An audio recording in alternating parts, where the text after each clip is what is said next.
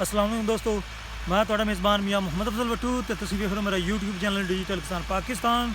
तो दोस्तों अज मैं जनाब स्पैशल खेतों च आया खड़ा जनाब। इतने आलू की बिजाई होंगी पई है तो इतने चले खड़े ने दो तीन 85, दो के पिछे रोटावेटर है तो एक के पिछे प्लांटर है, तो नज़र आ रहा होगा। एक तो सामने हल वाला खड़ा है। अज आप इन्होंने को कुछ आलू की मालूमात लेने हैं तो बीज के बारे पूछने हैं, खर्चा पूछने हैं तो नाल इन्होंने दोनों ट्रैक्टरों की परफॉर्मेंस पूछने हैं तो बल्कि परफॉर्मेंस वेखने हैं दोस्तों। तो परफॉर्मेंस वेखने के नाल आप इन्होंने को पूछने भी ये सारे 85 क्यों पसंद करते हैं तो क्यों 85 लेंगे ने, यदि की वजह है। तो आ ट्रैक्टर अपने करीब आता पे है तो दोस्तों आओ चलने जनाब, बल्कि अपने कोल ही करीब आते पे ने। उन्होंने एक लाइन जो खड़ा करने फिर उन्होंने गलबात करने भी 85 क्यों पसंद ने, की खूबियाँ ने या की खामियाँ ने, वो सारिया गल्लां जनाब पूछने हैं।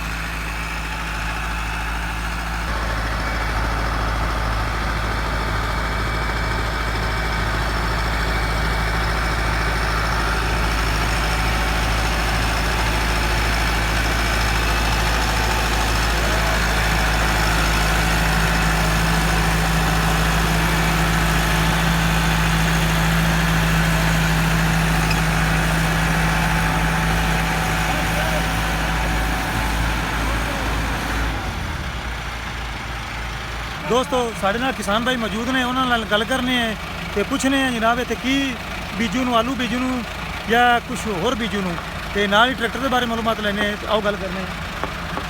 अस्सलाम वालेकुम, की हाल चाल लगे होते? शुक्र है तो भैया ठीक है, उच्चा बोलना है ताकि मेरे वेखने वाले भरावां नूं पता लगे। इत्थे आपां की बीजदे पे? आलू बीजू है जी। आलू बीजू है हाँ जी। ते केड़ा बीज लगाऊं है? ये तो लाल या इस तरह से लाल एक्सट्रा से। हाँ जी। एक बोरी किन्ने को दी आंदी पई है? 2000 रुपये की। 2000 दी। हाँ जी। ते खाद किन्नी पावांगे? खाद जी 3 बोरी DAP एक पोटाश। 3 बोरी DAP ते एक पोटाश। हाँ जी। ते किन्ने दी खाद आंदी पई DAP? जी 7000 की बोरी है, 7 या 21। 4000 की पोटाश की बोरी है। अच्छा 4000 और 25000 रुपये लगेगा खाद ते? हाँ जी। ते डीजल ते कितना खर्चा आसी? डीजल ते आ जासी जी 25-30 लीटर आ सी किले ते। 30 लीटर किले ते आ हाँ जांदी। जी। कोई कहते 8-10 हज़ार का तेल पी जाते हैं बाद बंदे आंदे। दूसरे 10000 की पक्की जमीन है, 10000 की पी जासी। अच्छा की है तो 25-30 लीटर ना किला वाल जासी। किला बन जासी। हाँ जी। अच्छा वो यूरिया का अलग खर्चा है? यूरिया का अलग 4 यूरिया पैसे दी। 4 यूरिया पैसे दी। हाँ जी। ते टोटल खर्चा किले ते कितना आवे? लाख रुपया जी होसी। लाख रुपये ना किला लग जासी? हाँ जी लाख ये रुपया। पहले साल वाला बीज लगेगा या तीसरे चौथे साल वाला? तीसरे साल भावे ला लो, चौथे साल ला लो, पंजवें वाला ला लो। पहले वाला बढ़ जासी खर्चा? हाँ वो नहीं, वो खर्चा वो नहीं ले सी, नहीं। वो एवरेज बात जासी। बीज का बीज की कीमत की गल कर रहे हैं? बीज दी वो तो मुबाज ज्यादा ही होनी है ना। नहीं नहीं, जो बीज नवा होंदा है पहले साल वाला उनका रेट वाधू होंदा है? हाँ जी वाद वाद होता है। अच्छा उनका रेट वाधू होंदा है। अच्छा ठीक हो गया। तो जमीन का ठेका की चलता पिया? 80000 रुपया जी। 80000 जमीन का ठेका चलता पिया। हाँ जी। तो अगर तुम कोई कहे भी मुंजी लाओ तो कणक लाओ तो मुड़े पैसे पूरे हो जा सकते? नहीं होंगे जी। मुड़ नहीं होंगे। नहीं होंगे। ये 3 फसलें लाओगे तो फिर पैसे हाँ पूरे जी होंगे? 3 फसलें रोसी, पहले मूंजी लगे, उसको आलू लगे, उसको बाहरिया लगे। अच्छा बाहरिया लगे।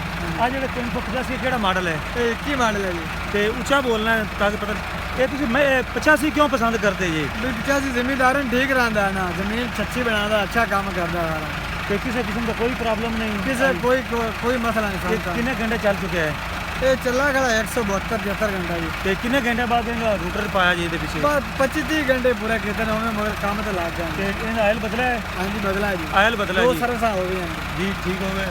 अच्छा ठेका कितना दसा जी? 80,000 रुपये। 80,000 रुपया। और मैंने दसो मौजूदा 80,000 ठेका। हाँ जी 80,000 ते अगले साल वास्ते कितना मालक दसदे पे? लाख रुपया जी मंगते हैं। लख मंगते पे? हाँ जी। ते ट्रैक्टर की जी कीमत ने हाँ जी। ये पिछले साल वाली है कि बद गई? बाद गई हैं जी। पिछले साल ये 16 का दिंदा रहा, 15.5 16 का, 18 उत्ते आ रहा, 18 तो आ रहा। अच्छा 19 के नेड़े अपना खड़ा जी। जे कहिए भी अज ही जाके लिया है? हाँ जी ठीक हो गया। तो बहुत मेहरबानी सर सू कीमती टाइम दिता, सू समझ बहुत पीछे रूटा बैठ रहा है। तो दोस्तों साढ़े नाल एक और ड्राइवर भाई मौजूद ने, शौकत भाई। उन्होंने पूछना उन्होंने कहा 385 भी वो कैसा चलता पाया? अस्सलाम वालेकुम शौकत भाई। शौकत भाई है जो 385 है किन्ने किलो तो चलाते पे? ये चलाने का 70 किलो 70 किले थे। इनका इंजन पहला हो गया है? इंजन हो गया। किन्ने सालों बाद हुआ है? इनका है 3 साल बाद। 3 साल बाद इंजन हो गया है। तो 70 किले थे दबा के चलाया है बिल्कुल तो हुण भी चंगा चलता पे? चंगा चलना। तो चलो हुण चलाओ, असीं तुहाडी परफॉर्मेंस देखिए। ਕਿਹੜੇ ਗੇਅਰ ਚ ਰੂਟਾਵੇਟਰ ਫੇਰਦੇ ਪਏ पहले लोहे थे ਪਹਿਲੇ ਲੋਹੇ ਚ ਦੋਸਤੋ ਤਾਂ ਫੁੱਲ ਲੀਵਰ हाँ जी 16 लीवर ਤੇ ਠੀਕ ਹੋ ਗਿਆ ਚਲਾਓ ਫਿਰ ਇਹਨਾਂ ਨੂੰ ਗੱਲ ਕਰ ਇਹਨੂੰ ਇੱਕ ਵਾਰੀ ਨਾ ਇੱਥੇ ਲਿਆ ਇੱਕ ਫੇਰਾ ਨੇੜੇ ਨੇ ਲਾਓ ਤੇ ਮੁੜ ਕੇ ਮਰਜ਼ੀ ਚਲਾਈ ਕਰੋ ਇਹਦੇ ਨਾਲ ਲਿਆਓ ਦੋਸਤੋ ਦੋਨੋਂ ਨੂੰ ਇੱਕ ਫੇਰਾ ਉਹਨਾਂ ਨੇ ਕਿਹਾ ਵੀ ਬਰਾਬਰ ਲਿਆਉਣ ਤੇ ਪਹਿਲਾਂ ਲੋਹ ਲਾਉਣ ਪਹਿਲਾਂ ਲੋਹ ਲਾਉਣਾ ਤੇ ਨਾਲ ਬਰਾਬਰ ਹੀ ਬਸ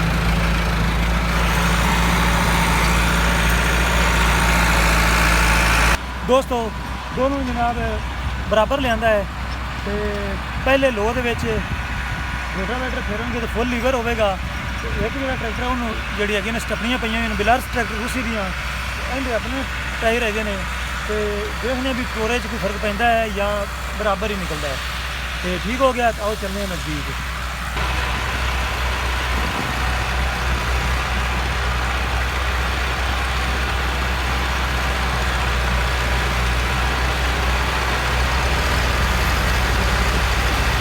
दोस्तों बोलो जनाब बराबर रेट फुल है लेकिन थोड़ा ऐसा ज़्यादा नहीं लग रहा था लेकिन लग रहा था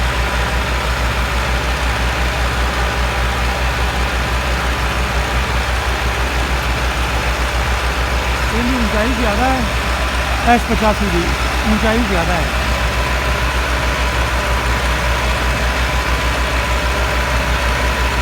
हो सकता है कि कोई ऐसी कहने रेस रूस वधी ना हो क्योंकि इसका शोर थोड़ा ज़्यादा आना पाया मठा आना लेकिन शोरा इसका ज़्यादा दोस्तों तो मेरे ख्याल टायरों का भी फर्क पै जाता है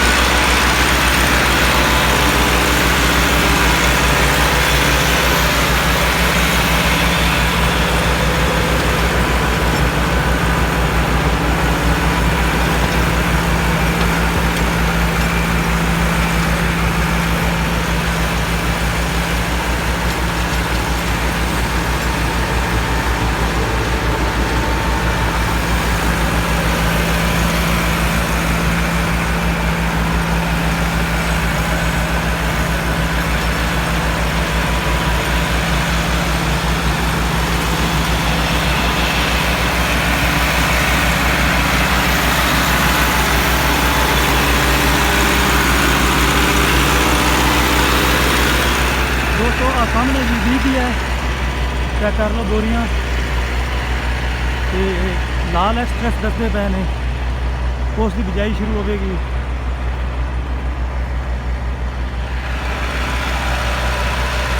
तो हम आप इन्हों को पूछने हैं कि इसमें कितनी रेस दी हुई है तो उसकी कितनी लगी थी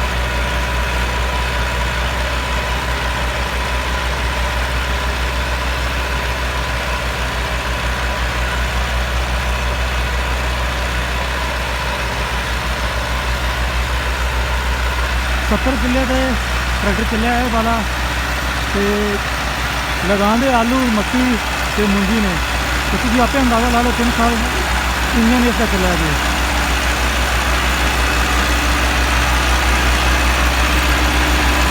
मैं हम पहले नंबर पे आ गया वो खड़ा पीछे रह गया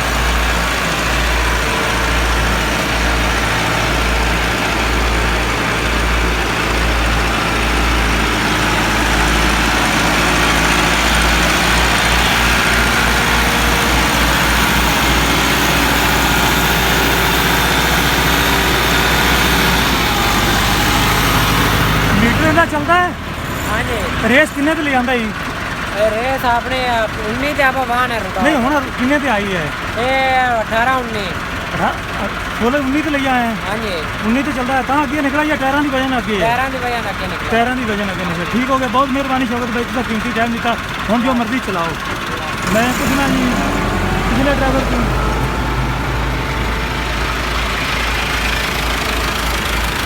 अपना ट्रैक्टर थोड़ा जिहा पिछे रह गया टायरां दी वजह नाल रिहा या कोई होर टायरां दी वजह नाल पतले टायर चढ़े ये किन्नी ते लियांदा किन्नी रेस है तेरी 16 दी वो 19 ते लई आंदा तेरी 16 ते फिर एक बड़ा फर्क है वो फर्क है फिर टायरां दा मकसद ना रिहा हां बट मैं 16 दी रेस पे आया 1600 ते 16 दी रेस पे आया ਇਹ ਤੇਰੀ ਰੇਸ ਹੈ ਹੀ ਨਹੀਂ ਠੀਕ, ਇਹ ਤਾਂ ਹਲਦੀ ਪਈ ਹੈ। ਨਹੀਂ ਹੋ ਜਾਂਦੀ ਠੀਕ ਹੈ ਅਸੀਂ ਪਹਿਲਾਂ ਦਿਓ ਖਰੇ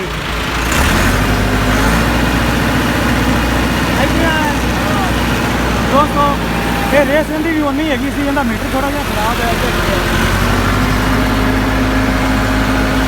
ਤੇ ਬਹੁਤ ਮਿਹਰਬਾਨੀ ਜਨਾਬ, ਤੁਸੀਂ ਕੀਮਤੀ ਟਾਈਮ ਦਿੱਤਾ ਤੇ ਸ਼ੁਕਰੀਆ, ਜਿੰਦੇ ਵਸਦੇ ਰਹੋ। ਅੱਲਾ ਹਾਫਿਜ਼। ਦੋਸਤੋ, ਹੁਣ ਮੈਂ ਤੁਹਾਡੇ ਸਾਰੇ ਗ੍ਰਾਮਾਂ ਤੋਂ ਲੈਣਾ ਇਜਾਜ਼ਤ। ਤੁਹਾਡਾ ਗ੍ਰਾਮ ਮੁਹੰਮਦ ਅਫਜ਼ਲ ਬੱਟੂ। ਅੱਲਾ ਹਾਫਿਜ਼। ਪਾਕਿस्तान जिंदाबाद।